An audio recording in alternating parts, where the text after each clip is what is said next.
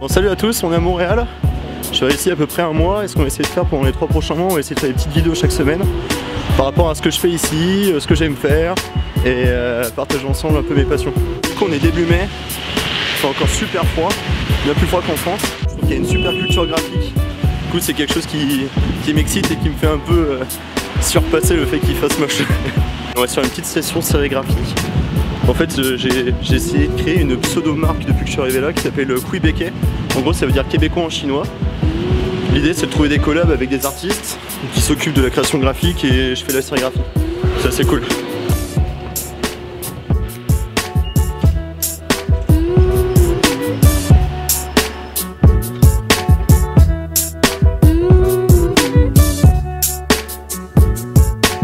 Ce qui est vraiment cool dans cette ville et ce qui me pousse aussi à faire ce genre de vidéo, c'est que l'aspect communautaire, c'est quelque chose de vraiment présent. Et les gens sont super intéressés, attirés par le do-it-yourself et le fait de faire ces choses soi-même. J'ai l'impression que ce building est vraiment consacré à ça.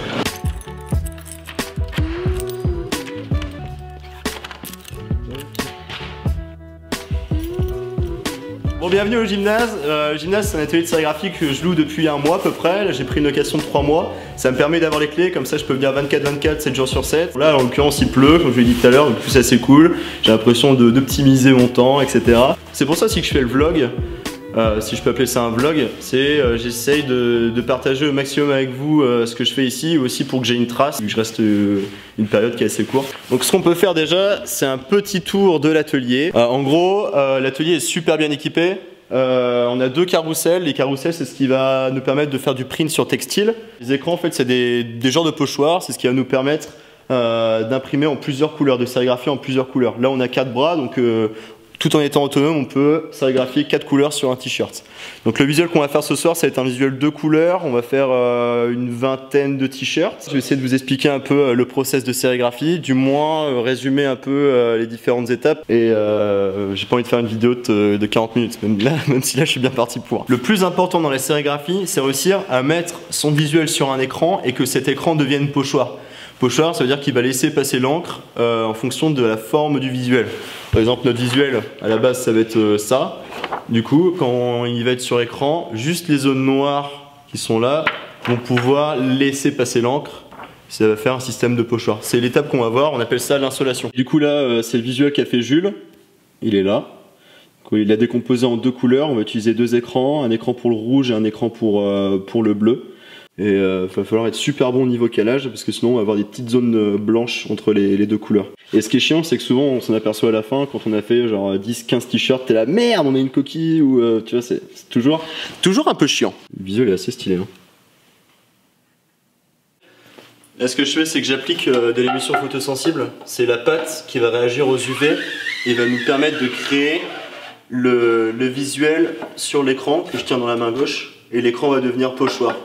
C'est-à-dire qu'il va y avoir des zones qui vont laisser passer l'encre sur la surface rose et d'autres non. Les écrans sont en train de sécher, on vient de mettre l'émulsion, on va attendre une petite heure, j'ai lancé les impressions et après on n'aura plus qu'à révéler, ancrer et puis voir le résultat.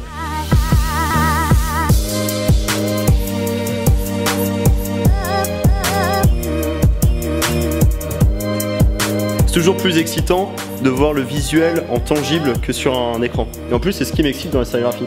C'est le passage du virtuel aux mains dans l'encre. Il y a toujours un petit tips à avoir en plus. Il y a toujours une valeur ajoutée, le cachet de l'encre. Il y a toujours une texture, un pattern, quelque chose vraiment magique là-dedans. Du coup, on a nos 2 calques, nos 2 écrans. On va mettre ça à un soleil, du coup, c'est 40 secondes. Les zones noires qui sont sur mon calque vont empêcher la lumière de toucher l'écran.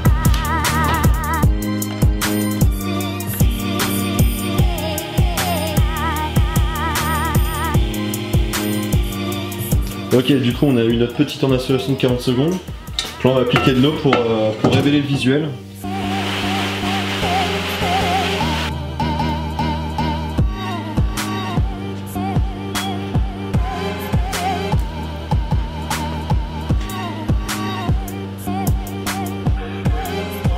Bon en vrai j'ai grave galéré à faire les calages là, il est 1h du mat.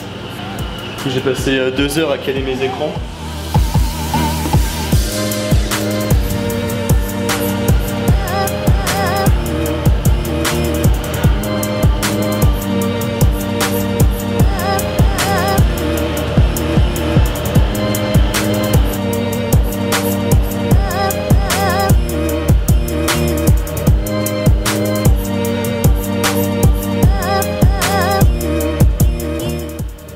bière, j'ai mis plus de temps que prévu à réaliser le t-shirt. Donc j'ai un peu abrégé les étapes. En gros, le t-shirt fini. Donc c'est un t-shirt réalisé par Dwick, qui est un pote à mon coloc et moi. En gros, on a fait 3 sérigraphies. Il y en a une de face, comme vous pouvez le voir là, une au niveau du col avec le petit label Québécois et une sur la manche avec le logo Québécois et le logo de l'artiste. Bon, ça c'est cool. Du coup là on est samedi, on est à Montréal. Il fait super beau, c'est plutôt plaisant. Et mon coloc est en train de réaliser une petite bière en ce moment. Du coup on va assister un peu au brassage. Salut les gars. Salut. Yo. Enlever le sucre des grains. Là, il va y avoir 2 premières étapes. Après, ce sera le brassage. Puis ensuite, ça va partir en fermentation pour 3 semaines. 30-40 bières depuis que je brasse, en 3 ans. Du coup, la dernière qu'il a faite, c'était la Dark Side of the Stout. Elle est au frais. Donc, ce qui est assez sympa, c'est que Alexis, en plus de réaliser sa bière, il fait aussi sa propre création graphique. Et j'ai l'honneur de sérigraphier l'étiquette. Là, c'est du... C'est quoi déjà rye? C'est du seigle? Je crois que c'est du malt de seigle là, si tu veux goûter. Un goût de petit biscuit là. Là je vais tenter des recettes plus classiques, genre 2 malts, 1 ou 2 houblons maximum. Je veux vraiment réussir à développer une vraie bonne IPA quoi. L'IPA ça veut dire en fait India Pale Ale.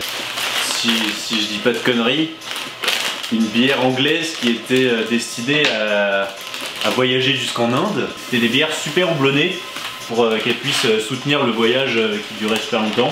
Assez amère et en même temps florale et fruitée quoi. C'était il y a 5 ans, j'adorais la bière, je buvais souvent des bières. Bière belge en France à l'époque. Puis j'adorais tellement ça qu'un jour on m'a dit mais pourquoi tu fais pas ta bière? Puis là je me suis dit vas-y je vais essayer. La première était dégueulasse, la deuxième était correcte, puis ensuite au fur et à mesure tu fais des expérimentations, tu rates. Tu testes des nouveaux trucs, c'est un peu comme de la cuisine, un mélange de cuisine et d'alchimie en fait. C'est jamais trop ce que ça va donner, mais du moment que ça se boit. Voilà, une belle petite mousse. Là je fais plus ça en mode à l'arrache dans ma cuisine et pour les copains quoi, mais peut-être qu'un jour, on sait jamais. Oh là là, ça sent tellement bon ça, putain. Et ça va faire de la bonne IPA ça. Oui. Ça sent bon. C'est plus la race. Bon du coup on a une petite pause d'1 heure là pour reprendre le brassage. Savourer des petites bières sur le balcon à la cool. De tout infernal où tu sors des glaviots de douleur, on a méthodé la coqueluche en plat. Tiens-le comme ça Clément s'il te plaît. Parfait. C'est bon ça. Un petit peu de lactose dedans. Pourquoi on le fait pas là-dedans au lieu de le remettre après là-dedans? Vas-y, vas-y. Stop. Tu veux goûter? Le mou. Ce qu'on appelle le mou. Je suis sûr que c'est vachement bon contre la chiasse. Bah là c'est la vraie étape du brassage quoi. On va rajouter les petits houblons dedans. Oh là là. Ça sent tellement bon ça. Big citrus and tropical fruit notes. T'en as pris un? Oh, c'est hyper amer. Oui, vert. Ouais non ça va être un bonbon ça. Ici j'ai mis ça aussi dans la dernière bière. Ah, du romarin? Non, c'est les sapin. Et là ça va être d'ajouter les petits houblons.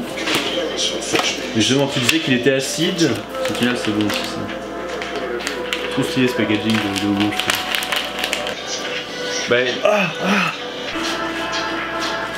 Je vais mettre une bonne dose de houblon quoi pour faire une bonne petite IPA. Du coup c'est ça qui va se passer là pendant 1 heure.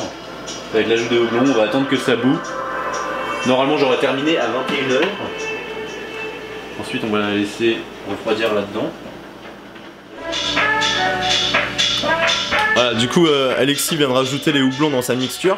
Ça va passer après en cuve de fermentation pendant à peu près 3 semaines. Puis j'espère qu'on aura ensemble la chance de découvrir son expérimentation. Donc une IPA au malt de seigle. J'espère que la vidéo vous a plu et je vous souhaite une bonne semaine.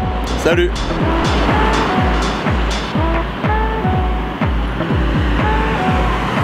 Hop.